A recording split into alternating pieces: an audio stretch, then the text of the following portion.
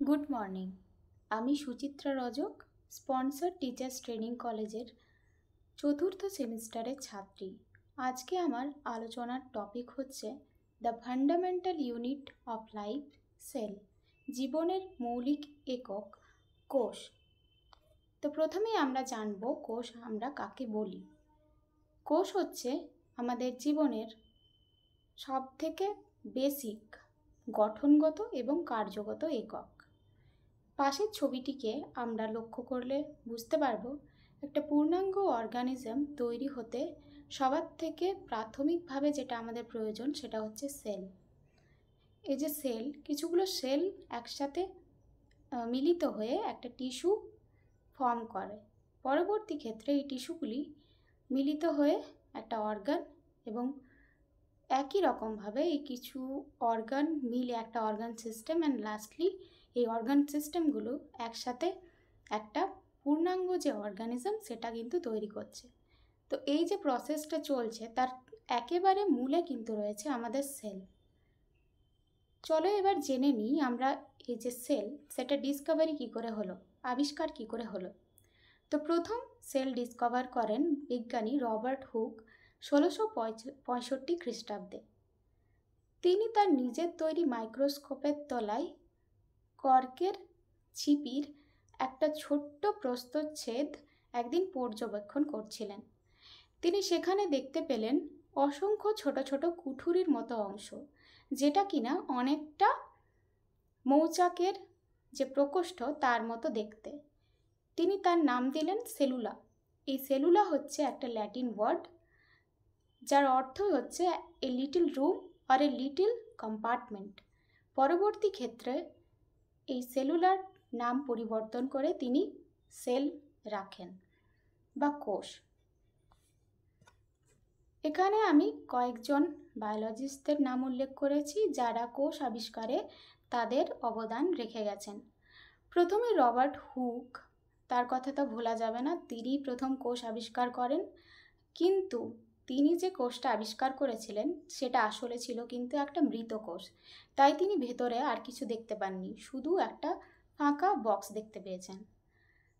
তিনি সেটা করেছিলেন 1665 খ্রিস্টাব্দে। এর পরবর্তী পর্যায়ে 1674 খ্রিস্টাব্দে লিভিং সেল আবিষ্কার করেন বা জীবন্ত কোষ আবিষ্কার করেন বিজ্ঞানী লিউয়েনহক। এবং 1831 খ্রিস্টাব্দে বিজ্ঞানী রবার্ট ব্রাউন সেলের একটা খুব গুরুত্বপূর্ণ অংশ বা কোষীয় অঙ্গাণু আবিষ্কার করেন, সেটা হচ্ছে নিউক্লিয়াস। এবং এরপরে 1839 খ্রিস্টাব্দে কোষের ভেতরের যে জেলির মতো তরল অংশ থাকে সেটার নামকরণ করেন প্রোটোপ্লাজম বিজ্ঞানী পার্কিনজি। এরপরে আসি কোষ তত্ত্বে বা সেল থিওরিতে। সেল থিওরির প্রাথমিক প্রবক্তা হলেন দুজন, বিজ্ঞানী স্লেইডেন এবং সোয়ান।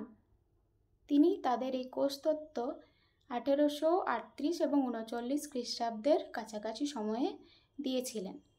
তাদের কোষতত্ত্বে মূলত দুটি বিষয়কে আলোচনা করা হয়েছিল। প্রথমটি হলো যে প্রত্যেকটা জীবই বিভিন্ন প্রকার কোষ নিয়ে তৈরি, এবং দ্বিতীয়টি হচ্ছে যে কোষ শুধু আমাদের গঠনগত একক নয়, এটি আমাদের কার্যগত একক। এই প্রাথমিক যে কোষ তত্ত্বটা সেটাকে কিছুদিন পরে 1855 খ্রিস্টাব্দে বিজ্ঞানী রুডল্ফ ভিরচাউ কিছুটা মডিফাইড করেন তার একটা ছোট্ট কনসেপ্ট অ্যাডিশনের মাধ্যমে। সেই কনসেপ্টটাকে তিনি তার নিজস্ব ভাষায় একটা ফ্রেজের মাধ্যমে বলেন, যেটা হচ্ছে ওমনিস সেলুলা ই সেলুলা।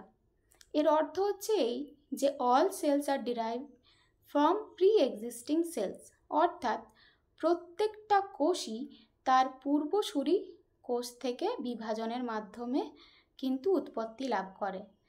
তো এই যে নতুন কনসেপ্টটা অ্যাডিশন করেন, তারপরে এই সেল থিওরিটাকে আমরা মডার্ন সেল থিওরি হিসেবে গণ্য করে থাকি। তাহলে প্রাথমিকভাবে দুজন প্রবক্তা হলেন স্লেইডেন এবং সোয়ান, এবং পরবর্তী ক্ষেত্রে মডার্ন সেল থিওরি যেটা, সেখানে আমাদের আরেকজন বিজ্ঞানীর নাম মনে রাখতে হবে, সেটা হচ্ছে রুডল্ফ ভিরচাউ। এরপরে আসি আমরা কোষের স্ট্রাকচারে বা কোষের গঠন।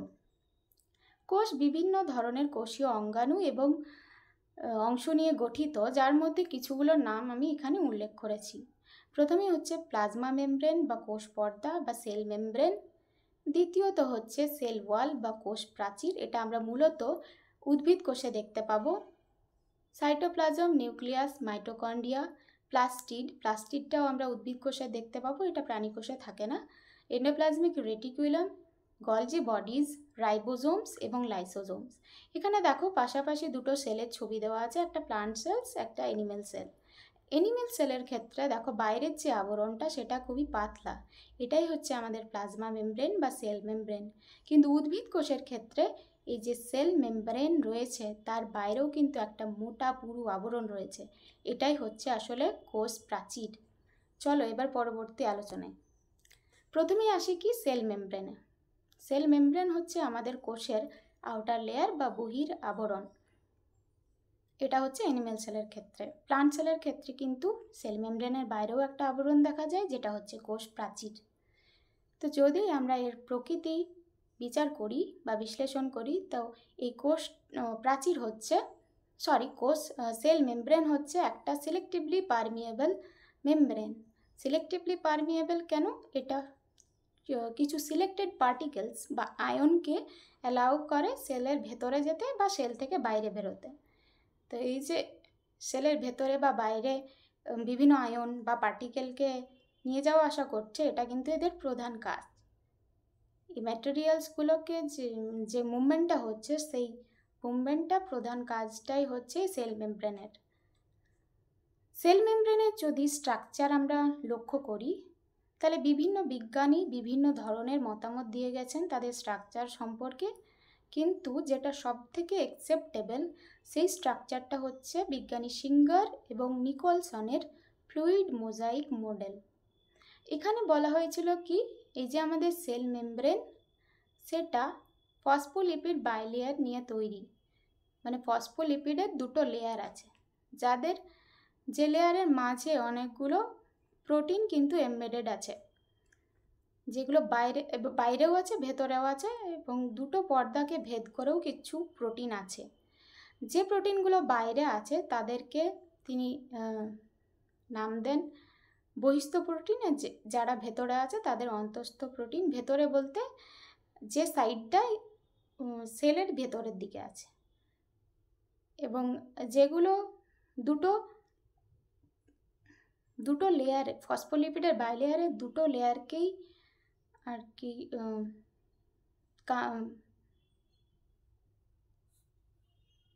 দুটো লেয়ারকেই টাচ করছে, সেটা হচ্ছে আমাদের ট্রান্সপোর্ট প্রোটিন। এই ট্রান্সপোর্ট প্রোটিনটাই কিন্তু বিভিন্ন আয়ন এবং কণার যে যাতায়াত সেলের ভেতরে এবং বাইরে সেগুলোকে রেগুলেট করে। এই প্রোটিনের সাথে দেখো আরও পুঁথির মতো কিছুগুলো স্ট্রাকচার আমরা দেখতে পাচ্ছি, একটা চেন টাইপের। সেইগুলো হচ্ছে আমাদের কার্বোহাইড্রেট চেন। সব প্রোটিনের সঙ্গে কিন্তু সেই চেনটা নেই, কিছুগুলো প্রোটিন এমনিও আছে। তো যাদের সাথে এই চেনটা অ্যাড আছে সেগুলো হচ্ছে আমাদের গ্লাইকোপ্রোটিন। তো এই গেল আমাদের সেল মেমব্রেন। এরপরে আসি সেল ওয়াল বা কোষ প্রাচীরে। কোষ প্রাচীর হচ্ছে সেল মেমব্রেনের থেকে তুলনায় কিছুটা শক্ত, দৃঢ় এবং পুরু একটা আবরণ, যেটা আমরা মূলত দেখতে পাবো উদ্ভিদ কোষের ক্ষেত্রে। এই কোষ প্রাচীর যদি আমরা গঠনটা দেখি, তাহলে তিনটে লেয়ার নিয়ে তৈরি।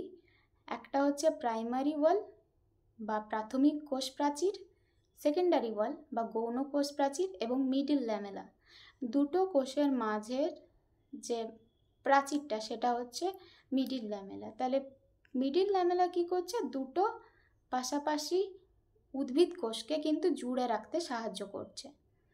এই সেল ওয়ালের প্রধান কাজই হচ্ছে কি, বাইরের আঘাত থেকে উদ্ভিদ কোষগুলোকে প্রোটেকশন দেওয়া এবং উদ্ভিদ যে দেহ তাকে কিন্তু সাপোর্ট করা। এরপরে আসি সাইটোপ্লাজমে। সাইটোপ্লাজম কি? সাইটোপ্লাজম একটা অর্ধতরল জেলির মতো অংশ, যেটা সেল মেমব্রেনের ভেতরে থাকে, এবং এখানে আমাদের কোষের ভেতরের যে বিভিন্ন অংশ বা যে বিভিন্ন কোষীয় অঙ্গাণুগুলো আছে তারা কিন্তু এই জেলির মধ্যে ভাসমান অবস্থায় থাকছে। তাহলে সাইটোপ্লাজম কি করছে? এই যে কোষীয় অঙ্গাণুগুলো তাদেরকে ধারণ করে রাখছে। এই জন্যই আমরা সাইটোপ্লাজমকে ধাত্র বলে থাকি। এই যে ছবিতে দেখো, সাইটোপ্লাজমটা হচ্ছে কি কোষের যে সেল মেমব্রেনটা আছে তার ভেতরেই জেলির মতো অংশটা, যেখানে বিভিন্ন ধরনের দেখো সেল অর্গানেলিসগুলো আছে।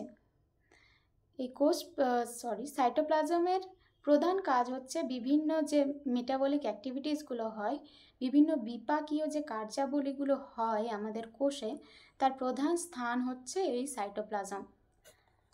নেক্সট হচ্ছে আমাদের নিউক্লিয়াস, সব থেকে গুরুত্বপূর্ণ কোষের একটা অংশ, যেটাকে আমাদের ব্রেন অফ দ্য সেলও কিন্তু বলা হয়। মস্তিষ্ক কেন বলা হচ্ছে? কারণ আমাদের কোষ যে কাজগুলো করে তাদের সবকটাই কন্ট্রোল করে কিন্তু এই নিউক্লিয়াস। তাহলে সেই জন্যই একে বলা হচ্ছে ব্রেন অফ সেলস।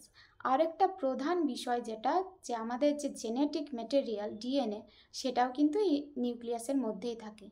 এবার যদি আমরা গঠন দেখি এই নিউক্লিয়াসের, অনেকটা গোলাকার দেখতে একটা কোষীয় অঙ্গাণু, যার বাইরের আবরণটা হচ্ছে দ্বিস্তরীয়, এবং যে আবরণটা সেটা কিন্তু কন্টিনিউয়াস নেই, মাঝে মাঝে গ্যাপ রয়েছে। এই গ্যাপগুলো হচ্ছে নিউক্লিয়ার পোর। আর যে আবরণটা সেটাকে বলা হচ্ছে নিউক্লিয়ার এনভেলপ। সার্কুলারের ভিতরে আরেকটা ডেন্স পার্পল সার্কেল আমরা দেখতে পাচ্ছি, যেটার নাম হচ্ছে নিউক্লিওলাস। এবং নিউক্লিয়াসের ভেতরের যে ধাত্রটা সেটা হচ্ছে নিউক্লিওপ্লাজম, এবং নিউক্লিওপ্লাজমের মধ্যেই সুতোর মতো গোটানো কিছুগুলো স্ট্রাকচার আমরা দেখতে পাচ্ছি, সেগুলো হচ্ছে আসলে ক্রোমাটিন জালিকা। এই ক্রোমাটিন জালিকাটাই কিন্তু এই জেনেটিক ম্যাটেরিয়ালটা থাকছে। এই যে নিউক্লিয়াসের বাইরের যে এনভেলপটা, সেটা কিন্তু এক্সটেন্ডেড হয়ে আরেকটা আমাদের সেলের পার্ট তৈরি করেছে, যেটা হচ্ছে এন্ডোপ্লাজমিক রেটিকুলাম। এবং এই এন্ডোপ্লাজমিক রেটিকুলামের গায়ে দেখো অনেক দানা দানা স্ট্রাকচার দেখতে পাচ্ছি আমরা। সেই দানাদার বস্তুগুলো হচ্ছে কি রাইবোজোম। এই রাইবোজোমের উপস্থিতির জন্যই এই ধরনের এন্ডোপ্লাজমিক রেটিকুলামের একটা বিশেষ নাম আছে, অমসৃণ এন্ডোপ্লাজমিক রেটিকুলাম বা rough endoplasmic reticulum. Endoplasmic reticulum স্মুথও হয়ে থাকে, তবে এখানে সেটা দেখানো নেই। এরপরে আসি মাইটোকন্ড্রিয়া। মাইটোকন্ড্রিয়াও একটা গুরুত্বপূর্ণ অংশ আমাদের সেলের, যেটাকে আমাদের বলা হয়, নিউক্লিয়াসকে যেমন একটা বিশেষ নামকরণ করা হয়েছে ব্রেন অফ দ্য সেল, এখানে মাইটোকন্ড্রিয়ারও একটা বিশেষ নাম আছে, সেটা হচ্ছে power house of the cell. Power house কেন? কোষের যে কাজগুলো করতে হয় তার জন্য তো শক্তির প্রয়োজন, তো যাবতীয় শক্তি আসে এই মাইটোকন্ড্রিয়া থেকেই, তাই একে বলা হচ্ছে পাওয়ার হাউস। এটার প্রধান কাজ তাহলে জেনে নিয়েছি আমরা, যে কোষের যে এনার্জিটা প্রয়োজন হয় সেটা কিন্তু এই মাইটোকন্ড্রিয়া জেনারেট করে এবং প্রোভাইড করে সেলকে বিভিন্ন কার্যাবলী সম্পন্ন করতে। এই মাইটোকন্ড্রিয়াকে যদি আমরা স্ট্রাকচারটা দেখি, তাহলে এরও ক্ষেত্রেও বাইরের যে আবরণটা এটা দ্বিস্তরীয়, একটা ইনার মেমব্রেন আছে, একটা আউটার মেমব্রেন রয়েছে। ইনার মেমব্রেনের যে ফিঙ্গার লাইক স্ট্রাকচারগুলো আমরা দেখতে পাচ্ছি, মাঝে মাঝে খাঁজের মতো ঢুকে আছে, সেগুলোর নাম হচ্ছে ক্রিস্টি। এবং যেখানে মাইটোকন্ড্রিয়ার বিভিন্ন কার্যাবলীগুলো, শক্তি উৎপন্ন এই কার্যাবলীগুলো চলে আসে হয় আর কি, সেখানটা হচ্ছে এর ধাত্র বা ম্যাট্রিক্স। এরপরে আসি সেল টাইপস বা কোষ আমাদের কয় প্রকার হয়ে থাকে। তো নিউক্লিয়াসের গঠন এবং নিউক্লিয়াসকে ভিত্তি করেই দুটো মূল ধরনের আমরা কোষ দেখতে পাই, একটা হচ্ছে প্রোক্যারিওটিক সেল আর একটা হচ্ছে ইউক্যারিওটিক সেল। প্রোক্যারিওটিক এই কথাটা যদি আমরা দুটো ওয়ার্ডে ভাঙি, তাহলে আমরা দেখতে পাবো প্রো মানে হচ্ছে প্রিমিটিভ বা আদি, এবং ক্যারিয়ন হচ্ছে নিউক্লিয়াস। তো যেসব কোষের ক্ষেত্রে আমরা আদি নিউক্লিয়াস দেখতে পাবো সেগুলোই হচ্ছে আমাদের প্রোক্যারিওট সেল। উদাহরণ হচ্ছে আমাদের ব্যাকটেরিয়া। ইউক্যারিওটিক সেল কি হচ্ছে? ইউ মানে হচ্ছে অ্যাডভান্স বা সুসংগঠিত বা প্রকৃত। তো এখানে ক্যারিয়ন মানে আবার হচ্ছে নিউক্লিয়াস। তো ইউক্যারিওটিক সেল কারা? যেখানে আমরা প্রকৃত নিউক্লিয়াস বা সুসংগঠিত নিউক্লিয়াস বা অ্যাডভান্স নিউক্লিয়াস দেখতে পাবো, সেগুলোই হচ্ছে আমাদের ইউক্যারিওটিক সেল। আরও একটা পার্থক্য আমরা এখানে দেখতে পাই, যেটা হচ্ছে ইউক্যারিওটিক সেলের যে কোষীয় অঙ্গাণুগুলো সেগুলো কিন্তু পর্দাবৃত কোষীয় অঙ্গাণু, কিন্তু প্রোক্যারিওটিকদের ক্ষেত্রে আমরা সেই অঙ্গাণুগুলো অ্যাবসেন্স আমরা দেখতে পাই। এরপরে আসি সেল ফাংশনে। কোষ আমাদের কি কি কাজ করে থাকে? তো কোষ আমাদের বিভিন্ন ধরনের কাজ করে থাকে, যার মধ্যে কয়েকটি এখানে আমি উল্লেখ করেছি। প্রথমটা হচ্ছে মেটাবলিজম। বিভিন্ন ধরনের রাসায়নিক প্রক্রিয়া আমাদের এই কোষ সাহায্য করে। গ্রোথ অ্যান্ড ডেভেলপমেন্ট, কোষের আকার এবং সংখ্যায় বৃদ্ধির মাধ্যমে আমাদের সামগ্রিক বৃদ্ধি এবং বিকাশটা কিন্তু হয়ে থাকে। রিপ্রোডাকশন, কোষ হচ্ছে স্বপ্রজননশীল। কোনো ক্ষতস্থান মেরামতের সময় কোষ কী করে, সংখ্যায় বেড়ে, বিভাজনের মাধ্যমে সংখ্যায় বেড়ে সেই যে ক্ষতস্থানটি রয়েছে তা কিন্তু মেরামত করে দেয়।